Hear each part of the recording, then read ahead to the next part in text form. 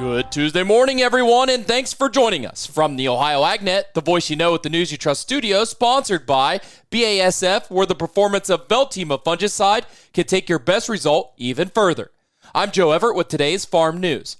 A quick calendar reminder, make sure you tune in on Friday as we get our monthly check-in at Farm Credit Mid-America. Well, over the weekend, President Donald Trump threatened to put a 30% tariff on imported goods from Mexico and Europe beginning on August 1st. The move comes after weeks of negotiations that have not concluded in a comprehensive trade deal. The president announced the threats in separate letters to Mexican and EU leaders. Those letters were posted on his Truth social media site on Saturday. The EU and Mexico are among the largest trading partners for the United States and responded by calling the tariffs unfair and disruptive while pledging to continue to negotiate with the United States for a border trade deal before the deadline. The effect on U.S. agriculture could be significant. Mexico made up 69% of America's vegetable imports and 51% of the fresh fruit imports. Now let's check in with Brianna Smith for this week's Between the Rows. The Between the Rows update is brought to you by Seed Genetics Direct. Seed Genetics Direct, business with a handshake, not a 3-year contract. Despite a rocky start to spring planting season, crop progress may be turning around. Let's check in with Doug Dirkscheide in Wood County. But all in all, I think stuff's starting to look a little bit better. I mean, cornfields are still a little uneven, but they're growing. So first planted stuff's all tassels and looks pretty good. Most of the wheat's been harvested. There's a few fields here or there, where guys got caught in the rain. And I think wheat yields have been pretty good. In southwest and south central Ohio, Joe McCandlish also reports some positive crop progress. Corn is really, with this heat, it's taken off. I think the shortest corn I've seen is pretty well about waist high, but there's a lot of corn starting to shoot tassels, and we're at the silk stage.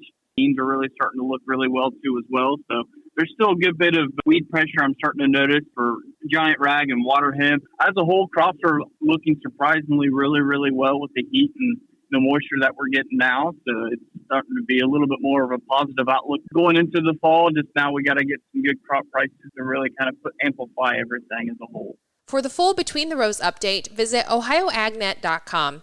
Reporting for Ohio's Country Journal and Ohio AgNet, I'm Brianna Smith. Hey, thanks, Brianna, for the update. Stay tuned. We'll be back with today's weather after this. Be aware, ticks are there. As you head outdoors, remember to avoid tall grass, wear light-colored full-coverage clothing, and use EPA-registered repellent. Be sure to thoroughly check for ticks after you head in for the day. If you find any ticks, remove them carefully with tweezers and watch for symptoms such as fever, headache, or rash. For more information on ticks and tick bite prevention, head over to ohio.gov/ticks. Here's farmer and landowner John Prue. We purchased the land about 3 years ago, and there was an old farmstead on there with trees. We were going to clear the land so we could farm through it. We thought we knew where the pipe was, so we didn't call to get it located. The work on our property led to the damage of a light crude pipeline. Fortunately, no one was hurt, but it could have been much worse. Never assume the location or depth of underground lines. Always call 811 or visit clickbeforeyoudig.com before you start work. A message from the Pipeline Operators for Ag Safety Campaign. You're tuned in on the Ohio AgNet. Today's weather brought to us by Seed Consultants. Simply better performance online at seedconsultants.com. Here's the forecast. Mostly dry as we move through the Tuesday time frame here in Ohio. I'm Chief Meteorologist Ryan Martin. Let's take a look at that Ohio Ag weather update. There is some moisture brewing to our west, but I don't think it gets in here much through the afternoon or evening today. Now, tomorrow, different story. Scattered showers and thunderstorms around anywhere from a quarter to maybe 1 inch. I think if you're looking at just garden variety showers, it's going to be the low end of the range, but thunderstorms can easily push us to 1 inch very, very quickly. I think that's what we see for your Wednesday. Thursday at this point, I'm going to keep mostly dry. And then Friday, frontal boundary coming through, rain and thunderstorms anywhere from a quarter to 1.5 inches with coverage at around 80% of the Buckeye State. Saturday is mostly dry. Then Sunday, rain and thunderstorms. You see what we're doing here? On a day, off a day, on a day, off a day. So Sunday brings showers and thunderstorms. Monday, basically nothing.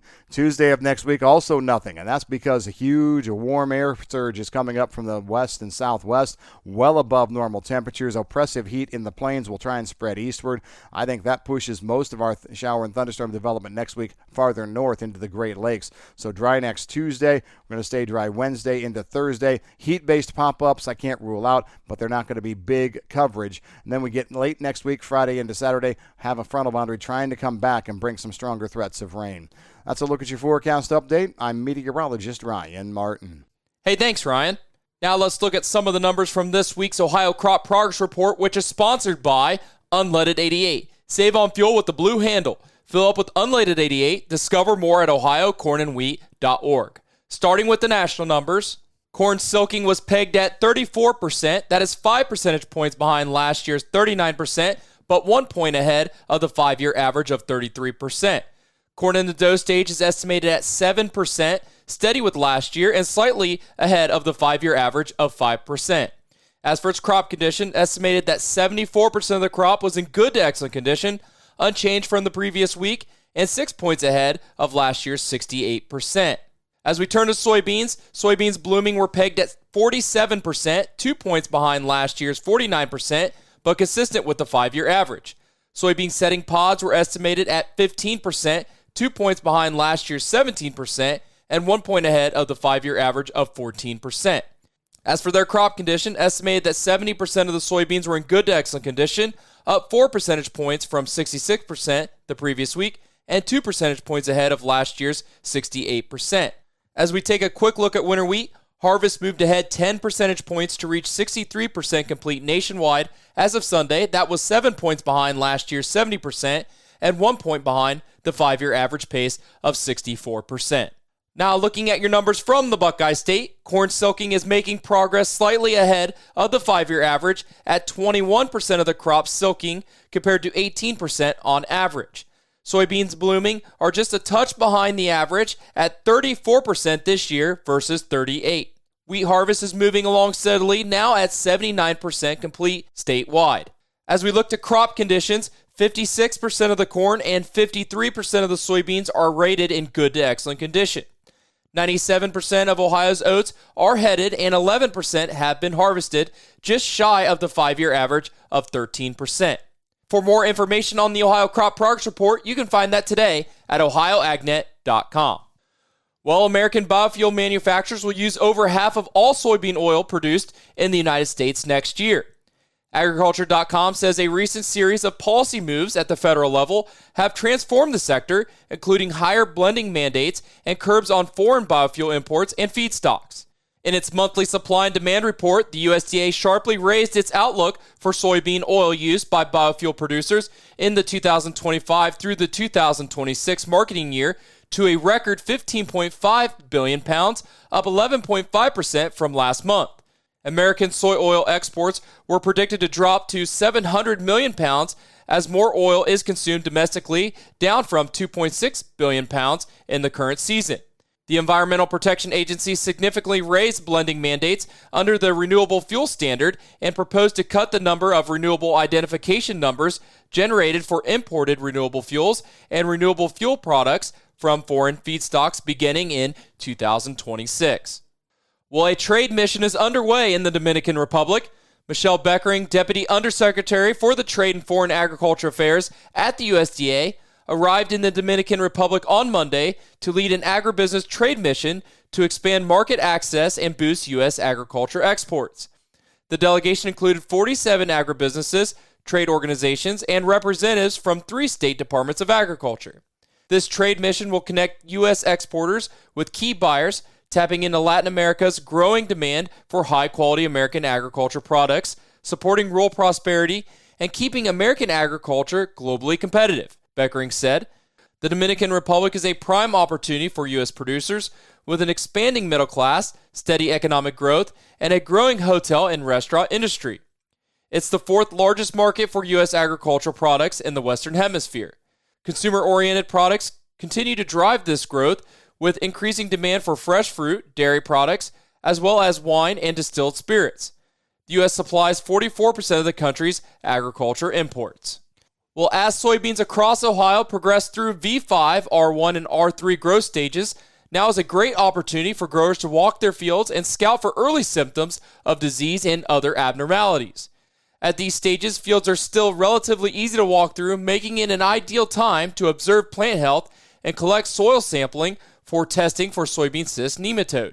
While walking fields and collecting soil samples, keep an eye out for dead or dying plants, stem lesions or root rot, foliar symptoms such as yellowing, browning, or spotting on the leaves, and uneven growth or stunting, especially in fields with history of SCN. For more information, you can find this full article at ohioagnet.com. Stay tuned. We'll be back with the grain analysis in your overnight markets after this. AmeriHealth Caritas Ohio is your Medicaid plan for more. More benefits, more rewards. We know that good health means more than just seeing a doctor when you're sick. Eligible members can receive extras like home-delivered meals and family essentials, like baby carriers and kids' school supplies. Members can even earn rewards for playing mobile health trivia games. Learn more at AmeriHealthCaritaSOH.com and call the Ohio Medicaid Consumer Hotline at 1-800-324-8680 to choose AmeriHealth Caritas Ohio. If your summer road trip leads you to Ohio's farm country, be sure to share the road with Ohio's farmers. Farm machinery moves slowly, makes wide turns, and needs extra space to avoid obstacles like mailboxes and guardrails. Let's all be mindful and make sure everyone gets home safe and sound this year. This message brought to you by the Ohio AgNet, OSU Extension Ag Safety and Health Team, and this station. It's now time for today's market analysis, which is brought to you by the Louis Dreyfus Company, excited to be building the newest state-of-the-art soybean crush facility in Upper Sandusky, Ohio. Call 574-566-2113 for information on soybean marketing to LDC. Here's Ryan Martin. Grain markets finished mixed on Monday. It was an up and down day in markets like soybeans that traded both sides of unchanged, a fully negative day in wheat that never really broke anywhere close to positive territory. And then you had corn that was up pretty much all day long. As we kind of sift back through the marketplace, the wheat market, I think, can trace its problems all the way back to the WASDE report last week that suggested that carryout numbers are going to be increasing, and the hard red winter wheat crop and the hard red winter wheat supply is the largest since 2019. That right there was probably the death knell for wheat. Now, to be clear, wheat also is going to be taking its cues on price over the next few weeks by looking at what's going on in Russia. And Russia's wheat crop, the Black Sea region, not necessarily in the best shape. But then again, we've got all sorts of sanctions going on in that part of the world, and peculiarly, we do have the Trump administration threatening a 100% tariff on Russia now on everything, just due to the fact that they are not pursuing the ceasefire. So that may open up some interesting things if tariffs really cause a problem with the rest of the world. That could open up some opportunities on wheat. On corn, really not much to get too super excited about. The market didn't fall apart last Friday after the WASDE report, which was actually a little bit friendly on corn. I think we saw the friendliness come through in the trade on Monday, up anywhere from 4 to 6 cents overall. That brings us to soybeans that really didn't have much to go on here, with President Trump's administration announcing 30% tariffs on Mexico and on the European Union. Soybeans did not have anything to bolster fears of bad trade going forward. Honestly, that's probably what kept the lid on corn as well. The prospect of tariffs on Mexico, which is our biggest corn consumer, that was a story. And then on top of that, the weekly export inspections report just was awful. Now we're getting to the time of year that export inspections are usually awful, but this did not make anybody feel any better about demand going forward into the latter part of summer. I'm Ryan Martin. Hey, thanks, Ryan. Now let's take a look at your overnight trade brought to us by Seed Consultants. Simply better performance online at seedconsultants.com. September corn $4.50, up a half. March new crop corn $4.35 1/4, up a half. August soybeans $9.99 1/4, down 1 3/4. November soybeans $10.05 1/2, down 1 1/2. September wheat $5.43, up 1 1/2. As we look to livestock from yesterday's close, August live cattle $219.35, down $2.85. October live cattle $216.77, down $2.92. July lean hogs $106.70, down 2 cents. August lean hogs $103.22, down $1.45. September feeder cattle $319.57, down $5.82, and October feeder cattle $317.70, down $5.50. And August Class 3 milk $17.33, down 10 cents. Have a great day, everyone, and thanks for joining us. I'm Joe Everett, and this is the Ohio AgNet.